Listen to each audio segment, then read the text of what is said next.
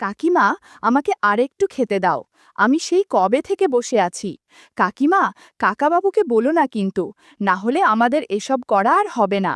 জাম্বুরা খেতে খুব মজার। আমি রোজ আসবো কিন্তু। আমি মলয়, ইন্টারে পড়াশোনা করি। পৌষ সংক্রান্তির দিন প্রায় সব বাড়িতেই পিঠেপুলি তৈরি করা হয়। পাটিসাপটার গন্ধে সারা বাড়ি মোমো করতে থাকে। এই পিঠেপুলি পরিচিতদের মধ্যে বিনিময় করে অধিকাংশ বাঙালি পৌষ সংক্রান্তি পালন করে। আমার এক দূর সম্পর্কের কাকিমা অসাধারণ পিঠেপুলি বানাতে পারে। তার হাতে তৈরি খেজুর গুড়ের সুস্বাদু দুধ পুলি খাবার জন্য আমি প্রতি বছরেই পৌষ সংক্রান্তির দিন তার বাড়ি যাই। এবছরও ব্যতিক্রম হয়নি। তবে এই বছরের দুধ পুলির স্বাদটা সম্পূর্ণ ভিন্ন পেলাম। এই রকমের দুধ পুলি আমি জীবনে খাইনি। এই প্রসঙ্গে জানিয়ে রাখি, কাকিমার বয়স এই মুহূর্তে প্রায় ৪৫ বছর, কিন্তু সে এখনও সুন্দরভাবে নিজের যৌবন ধরে রেখেছে, যার ফলে তার বয়স ৩৫ বছরের বেশি মনেও হয় না। কাকিমার ২০ বছর বয়সী একটি অসাধারণ সুন্দরী মেয়ে আছে। মেয়েটির নাম নবনীতা। যদিও নবনীতা আমার খুড়তুতো বোন, অথচ ওর সৌন্দর্য দেখলে আমার মন ভরে যায়। এদিকে কাকিমাকে দেখে মুহূর্তের জন্যেও মনে হয় না নবনীতা তারই মেয়ে। কাকিমার গাছের জাম্বুরা যথেষ্ট বড় আর আকর্ষণীয়, মনে হয় অনেক সুস্বাদুও হবে। প্রায় ১ বছর হলো কাকুকে ব্যবসা সংক্রান্তে প্রায় বাহিরে থাকতে হয়। মনে হয় কাকু তাকে বেশি একটা সময় দিতে পারেন মা। এজন্য ইদানিং কাকিমা যেন আমার দিকে একটু বেশি টাকাতাকি মরার চেষ্টা করছে। কারণ আমি কাকুর অনুপস্থিতিতে যতবারই তার বাড়িতে গেছি, কাকিমা কোনো না কোনো অজুহাতে আমার কাছাকাছি থাকার চেষ্টা করেছে। আমার অবশ্য নবযুবতী নবনীতাকে কল্পনা করি, তাই আমি প্রায়শই ওদের বাড়ি যাচ্ছি। এবং নবনীতা যখনই আমার সামনে বসে আমার সাথে কথা বলে, আমি কামনার দৃষ্টিতে তাকিয়ে থাকি। কপাল ভালো থাকলে অনেক না বলা জিনিসের দেখা পাই। কাকিমা বাড়িতে প্রায় সময়ই পুরনো ফিনফিনে শাড়ি আর ব্লাউজ পরে থাকে। কাকিমার শাড়ির আঁচল অনেক সময়ই অগোছালো হওয়ার ফলে একটু অন্যরকম লাগে। কাকিমাকে এরকম দেখে মাঝে মাঝেই রাতে তার কথা কল্পনা করি। কাকিমার সাথে গল্প করার ইচ্ছে হয়, কিন্তু লোকলজ্জার ভয়ে অনুমতি ও সহমতি ছাড়া আমি নবনীতা অথবা কাকিমা কারোর দিকে এগোবার সাহস পাচ্ছিলাম না। এবছর পৌষ সংক্রান্তির কয়েকদিন আগে কাকিমা আমায় পিঠেপুলি খাবার জন্য আমন্ত্রণ করল। আমার মন কাকিমার হাতের তৈরি দুধ পুলি পিঠা খাবার জন্য আগে থেকেই ছটপট করছিল। তাছাড়া নবনীতাকে দেখার আকর্ষণ তো ছিলই, তাই আমি এক বাক্যে কাকিমার আমন্ত্রণ স্বীকার করে নিলাম। ওই দিন আমি ঠিক সময়ে কাকিমার বাড়ি গেলাম। জানতে পারলাম নবনীতা নাটি তার কোনো এক বান্ধবীর বাড়ি গেছে এবং বিকেলের আগে ফিরবে না। নবনীতাকে দেখার ইচ্ছে পূরণ না হওয়ার ফলে আমার মনটা একটু ভেঙে গেল। কিন্তু তখন আমি ঘুণাক্ষরেও ভাবতে পারিনি এক নতুন বিস্ময় আমার জন্য অপেক্ষা করছে। কাকিমা খুব যত্ন করেই আমায় পিঠে ও পাটিসাপটা পিঠা খাওয়ালো। কিন্তু এই বছর কি হলো, কাকিমার হাতের তৈরি সুস্বাদু দুধ পুলি তো পেলাম না। আমি কাকিমাকে জিজ্ঞেস করলাম, কাকিমা, এবছর দুধ পুলি বানাওনি? আমায় খেতে দিলে না তো? কাকিমা রহস্যময় হাসি দিয়ে বলল, এবছর আমি তোমায় নতুন রকমের দুধ পুলি খাওয়াবো, কিন্তু তার আগে আমি তোমার চোখ বেঁধে দেব এবং নিজে হাতেই তোমায় দুধ পুলি খাওয়াবো। এই রকমের সুস্বাদু দুধ পুলি তুমি কোনোদিন খাওনি। আমি ভ্যাবাচাকা হয়ে কাকিমার দিকে তাকিয়ে থাকলাম। কাকিমা একটা মোটা কাপড় দিয়ে আমার চোখ বেঁধে দিল, যাতে আমি কিচ্ছু না দেখতে পাই। কয়েক মুহূর্ত বাদে কাকিমা আমায় দুধ পুলি খাবার জন্য হাঁ করতে বলল। মনে হয় কোনো সারপ্রাইজ দিবে। একটু পর কাকিমা আমার মুখে একটা বেশ বড় অথচ খুবই নরম সুস্বাদু পিঠা খেতে দিল। আমার মধ্যে ৪৪০ ভোল্টের বিদ্যুৎ বয়ে গেল। আকস্মিকভাবে বললাম, এটা কি? বন্ধুরা, তোমরা বুঝেছ তো কাকিমা আমাকে কেমন পিঠা দিয়েছে? আমি কাকিমার আওয়াজ শুনতে পেলাম। এই সম্পূর্ণ নতুন ধরনের দুধ পুলি তোর কেমন লাগছে বাবু? এই রকমের দুধ পুলি জীবনে খাসনি, ঠিক তো? আমি বললাম, এর আগে যত পিঠা দিয়েছিলে এটাই সবগুলো সেরা। এরকম পিঠা খাবার কথা আমি অনেক দিন ধরে তোমাকে বলবো বলে ভাবছিলাম, কিন্তু সাহস পাচ্ছিলাম না। কাকিমা বলল, অন্য বছরের দুধ পুলি পিঠার চেয়ে এটা তো নিশ্চয়ই অনেক ভালো লাগছে, তাই তো? এখন নবনীতাও বাড়িতে নেই, তুই নিশ্চিন্তে পিঠা খা, তোর জন্য আরও হরেক রকমের পিঠা আছে। আমি স্বপ্নেও ভাবিনি এই রকমের পিঠা খেতে পাবো। এটা তো পিঠে বা পাটিসাপটার চেয়ে লক্ষগুণ সুস্বাদু। আমি কাকিমাকে আমার চোখের বাঁধন খুলে দিতে অনুরোধ করলাম, যাতে নিজ চোখে দেখতে পারি। কাকিমা হাসতে হাসতে বলল, আমি লক্ষ্য করেছিলাম তুই মাঝে মধ্যেই আমার দিকে আর চোখে তাকিয়ে থাকিস। আমি বুঝতে পেরেছিলাম তুই পিঠে খেতে চাস, কিন্তু বলতে পারছিস না। তখনই ঠিক করলাম আমি একদিন তোর মন মতো পিঠা দিব। এইবার আমি তোর চোখ খুলে দিচ্ছি, তুমি যতক্ষণ ইচ্ছে দেখতে পারিস। কাকিমা আমার চোখের বাঁধন খুলে দিল। চোখের সামনে কাকিমার এই নতুন রূপ আমায় মুগ্ধ করে দিল। কাকিমা আমাকে বলল, তোকে দুধপুলি পিঠা দিয়েছি, তুই আমাকে একটা পাটিসাপটা পিঠা খাইয়ে দে, অনেক ভালো লাগবে আমার। তোর কাকু সারা দিন ব্যস্ত থাকে, তাই সে কিছুই করতে পারে না। তোর সাথে সময় কাটিয়ে আমার একটু ভালো লাগছে। নে, এখন পাটিসাপটা পিঠা আমাকে দে। আমি খুব যত্নে একটা পাটিসাপটা পিঠা কাকিকে খাইয়ে দিলাম। বন্ধুরা, ইউটিউবের কড়া নিয়মের কারণে কিছু বিষয় সরাসরি বলা যাচ্ছে না। তোমরা কমেন্টে দেয়া লিঙ্ক থেকে আমার ওয়েবসাইট ভিজিট করো, সেখানে একদম খোলামেলা গল্প দেয়া আছে, যেগুলো ইউটিউবে পাওয়া যায় না। এভাবে 50 মিনিট কেটে গেল। এদিকে ঘরটা এলোমেলো হয়ে গেছে। এক পাশে কাকিমা পেটিকোট পরে আছে, তো অন্য পাশে ব্লাউজ। কাকিমা বলল, তুই গিয়ে স্নান সেরে নে, আমি ততক্ষণে ঘর গুছিয়ে নিচ্ছি। তুই বের হবার পর আমি স্নানে ঢুকব। ওদিকে নবনীতার ফিরে আসার সময় হয়ে এসেছে। কাকিমার কথা শুনে আমি স্নান সেরে নিলাম। এরপর কাকিমাও স্নান সেরে ফ্রেশ হলো। কিছুক্ষণ বাদে নবনীতা বাড়ি ফিরল এবং আমার পাশে বসে পড়ল। নবনীতাকে দেখে আমার মন আনন্দে ভরে গেল। কাকিমা নবনীতাকে আমার সাথে কথা বলতে বলে ঘরের কাজের জন্য উঠে গেল। নবনীতা কোনোদিনই আমায় দাদা বলে সম্বোধন করত না, মলয় বলেই ডাকত। কাকিমা চলে যাবার পর নবনীতা ফিস ফিস করে আমায় বলল, মলয়, কেমন পিঠে খেলি? নতুন রকমের দুধপুলি পিঠা নিশ্চয়ই খুব উপভোগ করেছিস, তাই না? আমি ভ্যাবাচাকা হয়ে বললাম, হ্যাঁ, কাকিমা পিঠেগুলো খুব সুন্দর বানিয়েছে।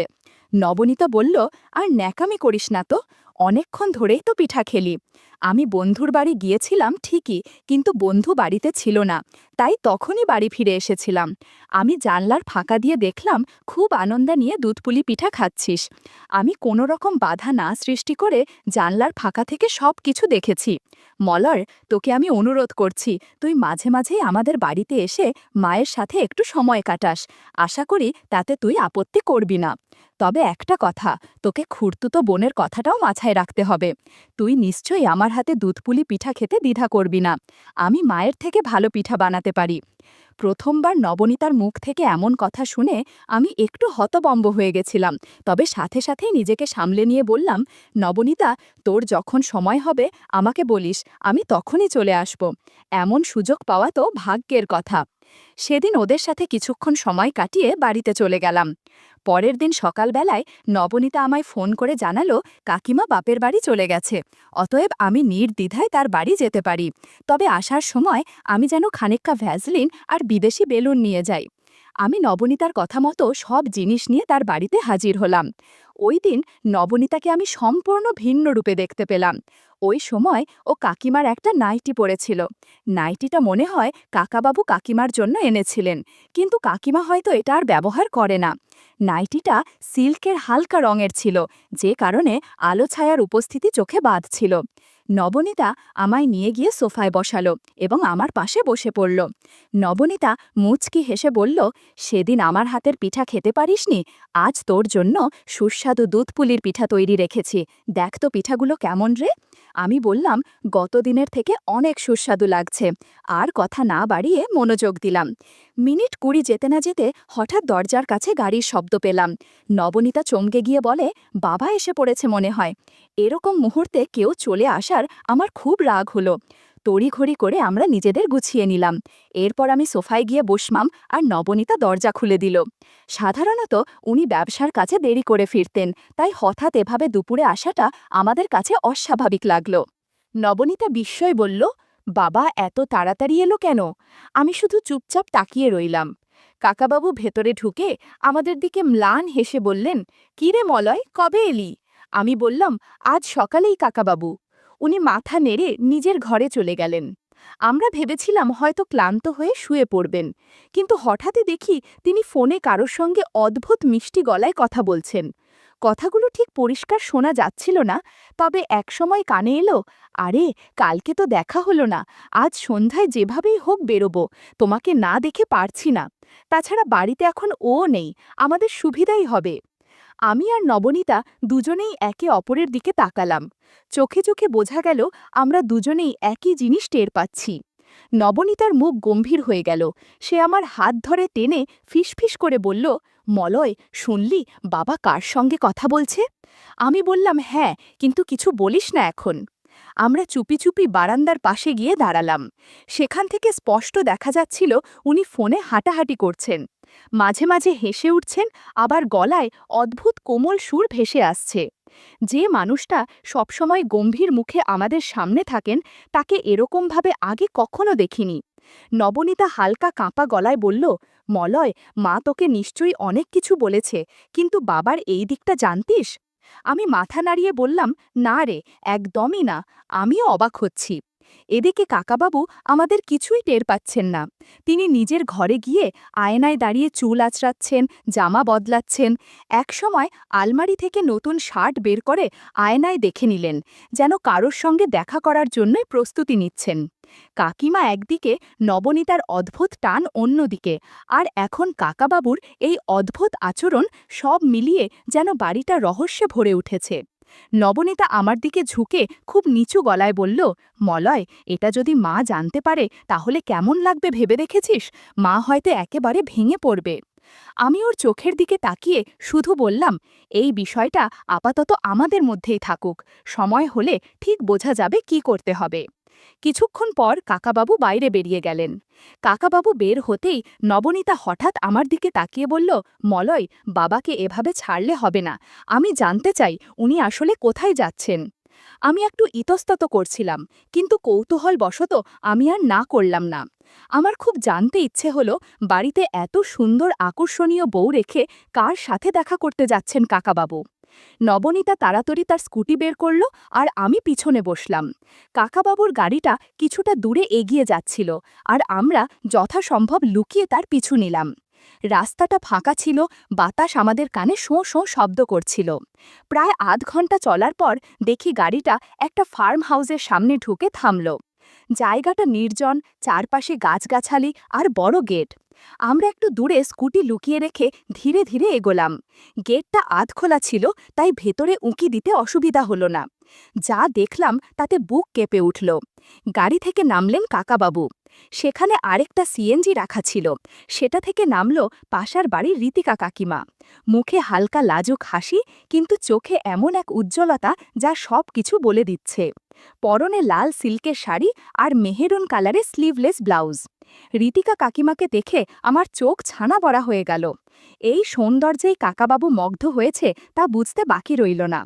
নবনীতা হঠাৎ বলল, দেখছিস তো, আমি জানতাম কিছু একটা আছে। আমি ওর কথায় শুধু হুঁ হুঁ করেই যাচ্ছি, কিন্তু মন ছিল রীতিকা কাকির দিকে। ওরা ফার্ম হাউসের ভেতরে ঢুকল। আমরাও সাহস করে কাছে গিয়ে জানালার পাশের থাই গ্লাসে চোখ রাখলাম। কাজটা একমুখী ছিল, ভেতরে সব দেখা যায়, কিন্তু বাইরের দিকে কেউ দেখতে পাবে না। ভেতরে যা চলছিল তাতে আমাদের চোখ স্থির হয়ে গেল। রীতিকা কাকিমা কাকাবাবুর খুব কাছাকাছি চলে এসেছে। সব কিছুতে যেন গোপন এক উৎসবের আয়োজন। বন্ধুরা, ইউটিউবের কড়া নিয়মের কারণে কিছু বিষয় সরাসরি বলা যাচ্ছে না। তোমরা কমেন্টে দেয়া লিঙ্ক থেকে আমার ওয়েবসাইট ভিজিট করো, সেখানে একদম খোলামেলা গল্প দেয়া আছে, যেগুলো ইউটিউবে পাওয়া যায় না। আমি আর নবনীতার নিঃশ্বাস আটকে তাদের দেখছিলাম। আমি নবনীতাকে বললাম, এজন্যেই কাকাবাবু এখন আর তোমার মায়ের সময় দেয় না। কিন্তু নবনীতা আমার কথা শুনছে না, ভেতরের দৃশ্য দেখে অদ্ভুত আচরণ করছে। বিষয়টি বুঝতে পেরে আমিও ওকে নিয়ে বাড়ির পিছের স্টোর রুমে চলে গেলাম দুপুরের বাকি কাজ সম্পূর্ণ করতে। একদিকে কাকাবাবু আর রীতিকা কাকি, অন্যদিকে আমি আর নবনীতা। বেশ ভালোই কাটছিল